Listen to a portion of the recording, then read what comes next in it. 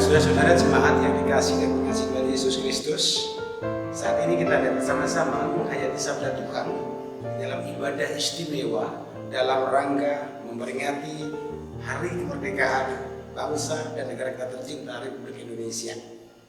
Sebelum kita bersama-sama mendengarkan sabda, menghayati sabda Tuhan, menemukan kehendak Tuhan untuk kehidupan kita sebagai masyarakat Indonesia yang telah diberi kemerdekaan, kita akan meminta pertolongan Tuhan di dalam doa supaya Tuhan memampukan kita mengerti kehendaknya dengan baik dan benar. Kita akan berdoa.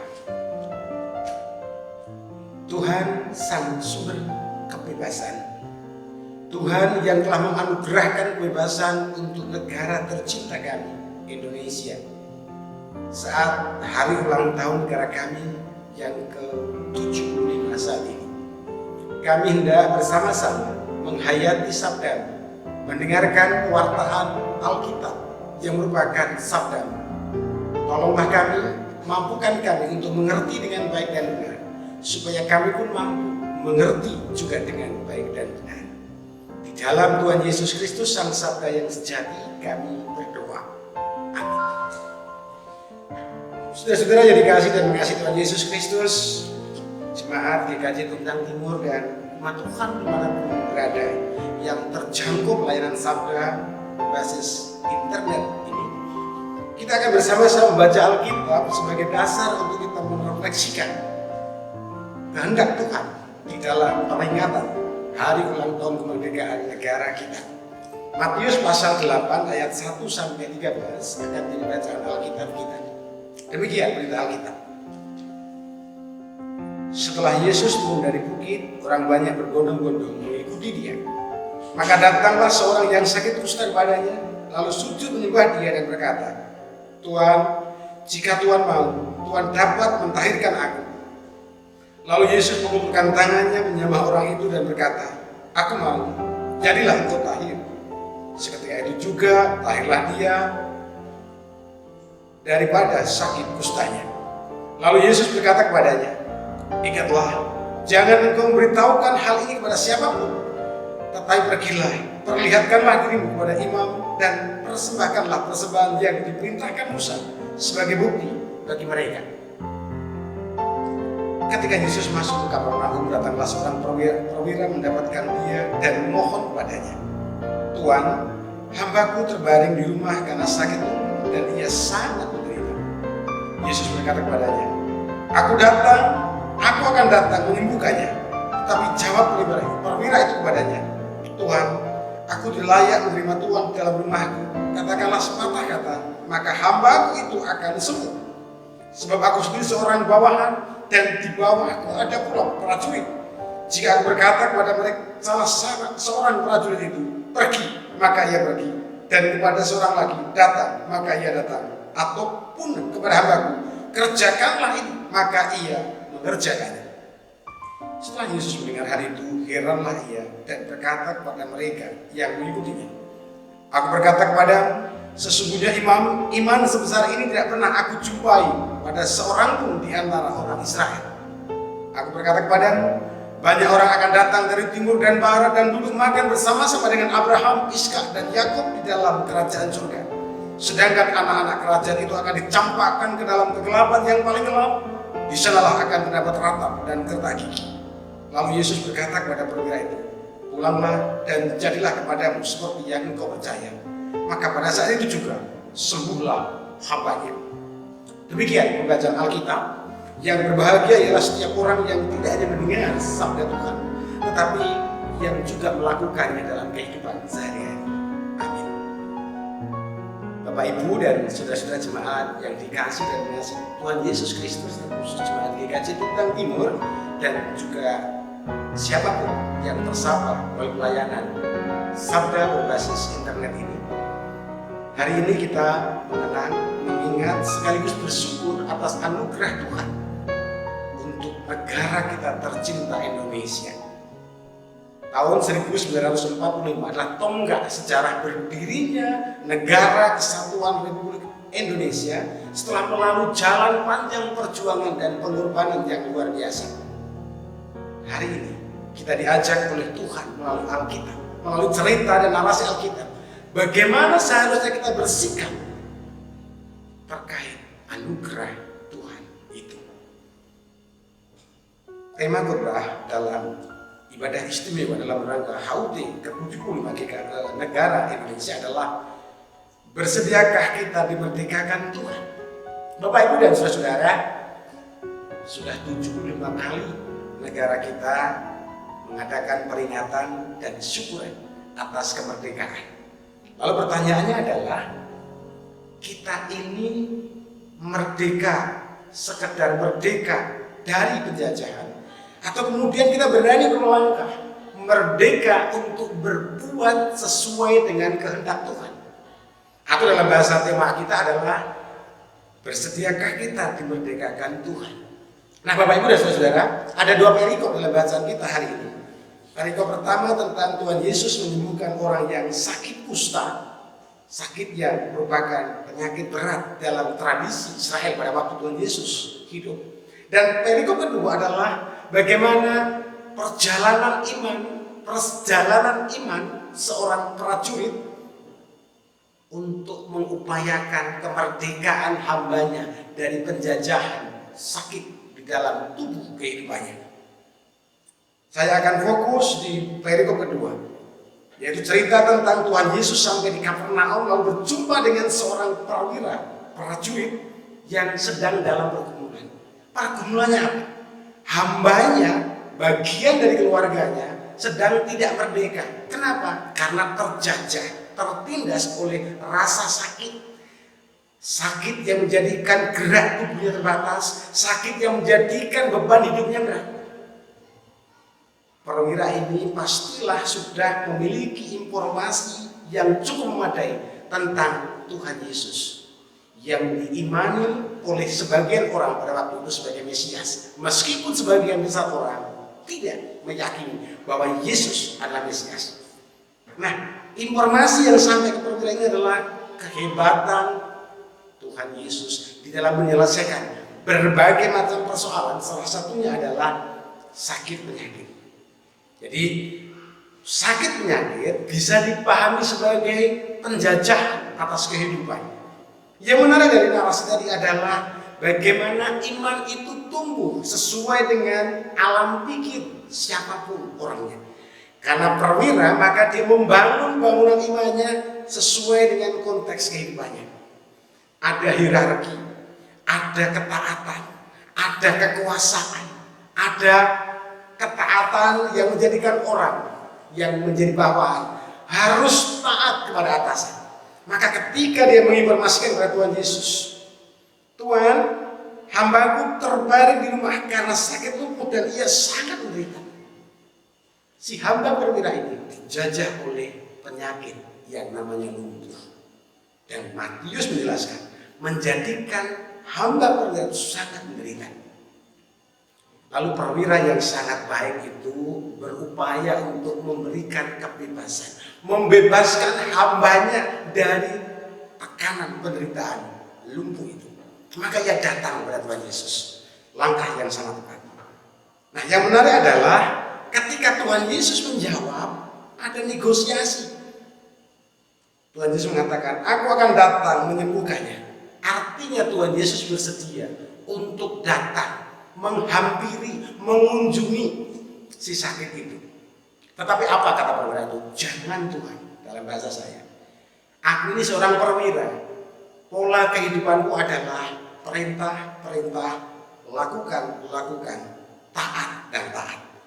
Nah, konsep dan pola iman si perwira ini adalah sesuai dengan apa yang ia alami, apa yang ia hidupi, apa yang ia jalani. Maka dia membangun konsep. Asalkan Tuhan atau Tuhan memerintahkan supaya sakit itu pergi, maka ia akan pergi. Ada negosiasi berulang kali yang menarik untuk diperhatikan. Ada penjelasan yang sangat terang benderang dari perwira. Tetapi jawab perwira itu kepadanya, Tuhan, aku tidak layak menerima Tuhan di dalam rumahku. Katakanlah saja sepatah kata, maka hambaku itu akan sembuh. Itulah iman dari si perwira itu. Dia kemudian menggambarkan dunia kehidupannya sebagai seorang prajurit, sebagai seorang perwira yang memiliki bawahan dan atasan. Asal ada perintah dari atasan, bawahan akan melaksanakan.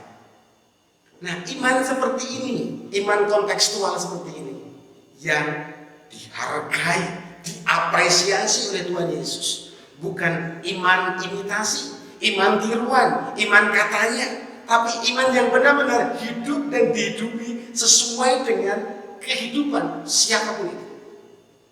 Maka Tuhan Yesus menjadi sangat kagum. Dalam bahasa Alkitab, heran. Setelah Yesus mendengar hal itu, heranlah ia dan berkata kepada mereka yang mengikutinya, "Aku berkata kepadamu, sesungguhnya iman sebesar ini tidak pernah aku jumpai pada seorang pun di antara orang Israel." Bapak Ibu dan Saudara, menarik bahwa nampaknya perwira ini bukan orang Israel. Bisa jadi dia orang Rom, bisa jadi dia orang Samaria. Tetapi yang jelas bukan persoalan dia orang mana, bukan persoalan dia dari mana, bukan persoalan pekerjaannya apa, tapi bagaimana orang itu menghidupi imannya dan hidup dengan iman itu sesuai dengan kehidupannya. Maka Tuhan Yesus mengatakan, "Aku berkata kepadamu, banyaklah orang akan datang dari timur dan barat dan duduk makan bersama-sama dengan Abraham, Ishak dan Yakub di dalam kerajaan surga. Sedangkan anak-anak kerajaan itu akan dicampakkan di dalam kegelapan yang paling gelap. Di sanalah akan terdapat ratap dan gergaji."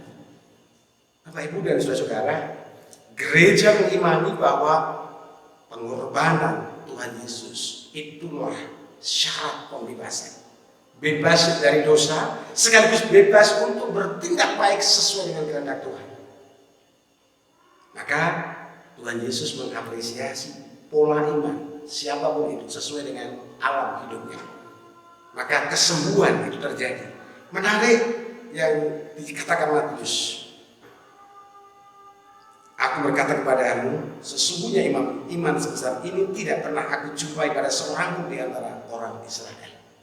Lalu dalam kalimat terakhir di perikop ini, lalu Yesus berkata kepada perwira itu, "Pulanglah dan jadilah kepadamu seperti yang engkau percaya, seperti yang engkau imani." Nah, Bapak Ibu dan saudara-saudara, 75 tahun Indonesia merdeka. Tetapi pertanyaannya adalah, benarkah kita sudah benar-benar merdeka? Atau sudahkah kita sudah benar-benar merdeka? Mari kita belajar dari Alkitab ini. Ada seseorang, baik orang lumpuh atau orang yang kusta dan perwira, yang memiliki persoalan. Persoalan itu bisa diumpamakan kekuatan yang menjajah, yang menindas. Lalu Yesus datang untuk membebaskan apapun wujud penindasan itu. Dan kemudian siapa saja yang mengimani bahwa Yesus bisa membebaskan, ia akan bebas.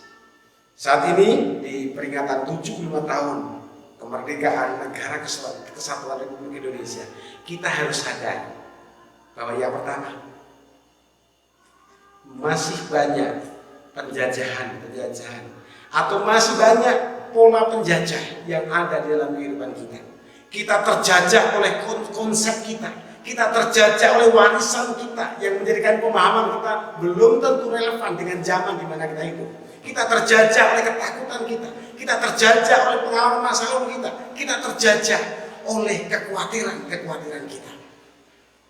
Nah, maka saat ini kalau Alkitab menawarkan dan memberitakan bagaimana orang atau manusia bisa lepas dari penjajahan, dari keterbelengguan, yaitu dengan mengundang Tuhan Yesus dan mengimani Tuhan Yesus, maka mari kita mengikuti pola yang dibangun oleh orang-orang yang diceritakan oleh Injil Matius.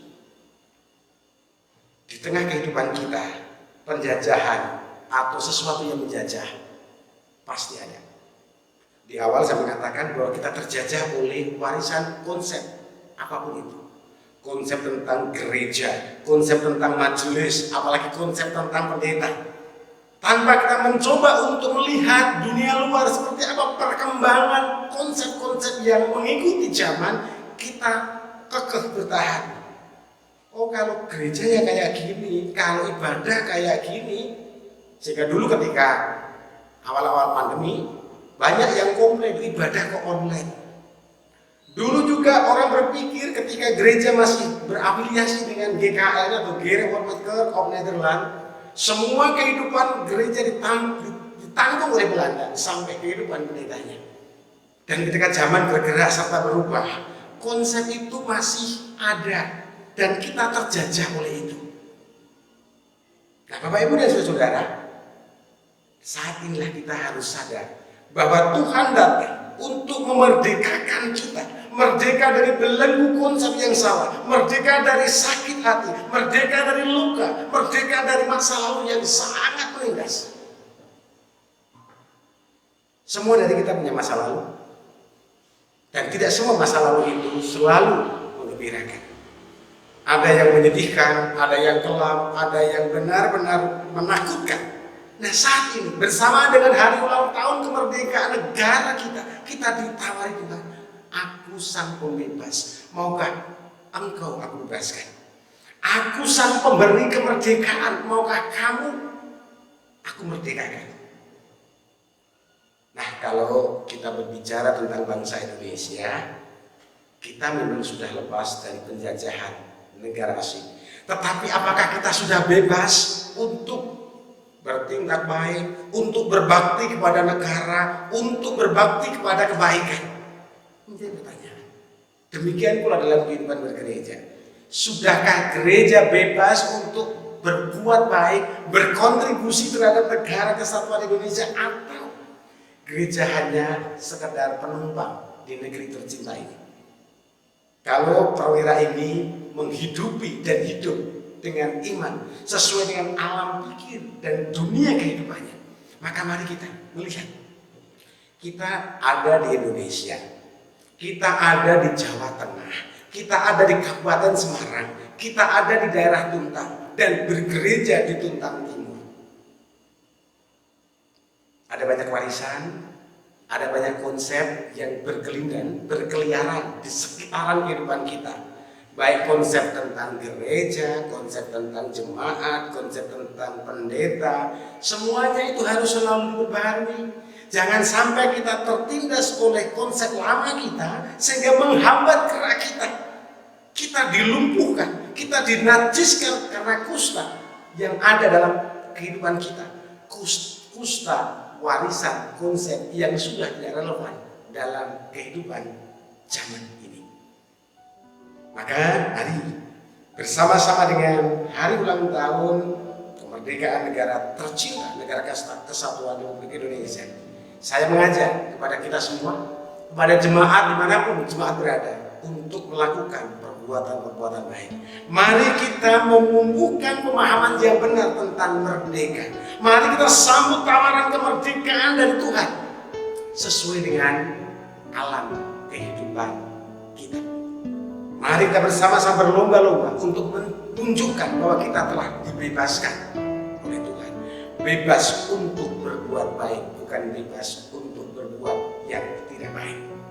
Mari kita mengalami pengalaman seperti perwira yang ada dalam hadis Matius ini, yang diberi apresiasi luar biasa oleh Tuhan Yesus. Lalu Yesus berkata kepada perwira itu, pulanglah dan jadilah kepadamu seperti yang engkau percaya. Perwira ini percaya bahwa pola imannya akan menjadi jalan pembebasan bagi orang yang dikasih.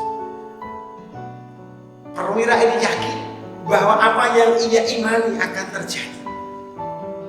Persoalannya adalah, apakah kita punya iman tentang kehidupan kita, tentang gereja kita, tentang keluarga kita, tentang negara kita? Jangan-jangan kita nggak pernah punya harapan dan kemudian kita imani. Kalau memang belum, mari kita tersadar. Mari kita sadar bahwa kita diberi kebebasan kemerdekaan melalui bangsa ini. Lalu apa yang sudah kita berikan negara ini? Mari kita menunjukkan originalitas, kemurnian iman sesuai dengan alam pikiran kita. Mari kita tunjukkan. Yang terakhir, sebagai jemaat Tuhan yang bernama GKJ Tuntang Timur, mari kita mencoba untuk menghayati sudah berapa atau apa yang sudah kita berikan untuk negeri tercinta ini. Jangan sampai kita kemudian menjadi penumpang sampai selama-lamanya. penumpang yang sama sekali tidak punya peran. Jangan sampai kita hanya orang yang nunut. Sudah nunut, ada kesalahan, ngamuk. Nah, ini yang terjadi. Mari, sebagai warga gereja, sebagai warga negara, kita mengupayakan pembebasan dari berbagai macam penjajahan kehidupan. Saya ulangi lagi, penjajahan negara asing sudah tidak ada, tapi terjajah oleh keinginan, terjajah oleh persaingan, terjajah oleh warisan pemahaman, itu masih kuat dalam kehidupan kita. Mari kita bebas. Mari kita sambut tawaran kebebasan Tuhan itu dengan sukacita. Lalu kita alami apa yang pernah dialami oleh perwira yang mencari Tuhan Yesus dan beriman mengimani apa yang ada dalam kehidupannya sesuai dengan apa yang dia hidup. Selamat ulang tahun negeri tercinta, negara kesatuan Republik Indonesia. Selamat berpartisipasi untuk membangun kebaikan di negara ini. Selamat terlibat dalam seluruh karya kebaikan melalui gereja untuk negeri tercinta. Mari kita sambut kemerdekaan yang telah Tuhan tawarkan. Mari kita bersedia untuk dimerdekakan Tuhan sesuai dengan jalan kehidupan kita. Tuhan memberkati. Kita akan masuk dalam saat teduh, kemudian kita akan berdoa.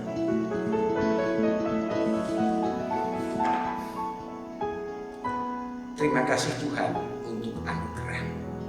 Terima kasih untuk rahmat, sehingga kami boleh mengadakan ibadah syukur dalam rangka memperingati 75 tahun kemerdekaan bangsa kami dari penjajahan. Terima kasih kami memberikan kesempatan untuk mengenang anugerah yang menjadikan kami lepas dari penjajahan bangsa asing, sehingga berhak untuk menentukan kehidupan kami sendiri, berhak untuk meniti jalan iman sesuai dengan kehidupan kami, seperti perwira yang diceritakan oleh Injil Matius pasal 8. Oleh karena itu Tuhan, kami mohon berkat-Mu supaya anugerah melimpah untuk kehidupan bangsa dan negara kami, kehidupan gereja kami, kehidupan keluarga kami, sehingga semakin ke depan kehidupan kami selalu menghadirkan tanda-tanda damai sejahtera, tanda-tanda kerajaan surga. Kami serahkan negeri tercinta kami Indonesia ke dalam kuasa dan kasih-Mu. Di dalam nama Tuhan Yesus Kristus kami berdoa.